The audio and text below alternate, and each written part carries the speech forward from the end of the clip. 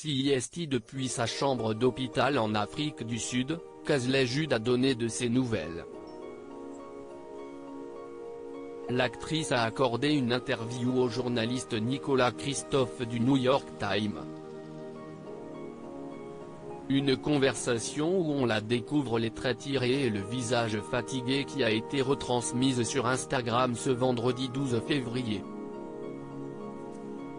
La comédienne du collectionneur y raconte le calvaire qu'elle a vécu alors qu'elle était partie faire un reportage sur les bonobos dans la forêt tropicale du Congo.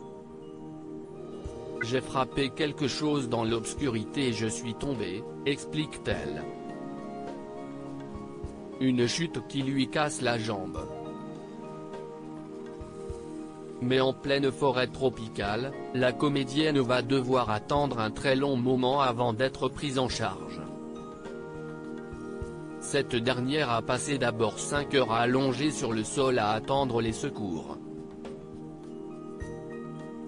L'un de ses amis tentait, comme il le pouvait, de lui tenir sa jambe complètement déformée pendant qu'elle mordait un bâton et hurlait comme un animal sauvage. Un laps de temps durant lequel Kingsley Judd explique s'être évanoui plusieurs fois de douleur. 55 heures de douleur avant de pouvoir être opéré. Ce sont finalement des Congolais qui viendront lui porter secours en pleine forêt tropicale. L'actrice est d'abord transportée, pendant 1h30, dans un hamac. Puis CIST en moto qu'elle va rejoindre une hutte dans laquelle elle passera la nuit. Le lendemain, elle est conduite en avion dans la capitale de Kinshasa pendant une journée, avant d'être emmenée en Afrique du Sud à l'unité de santé internationale où elle est aujourd'hui encore hospitalisée. Une mésaventure qui aurait pu lui faire perdre sa jambe.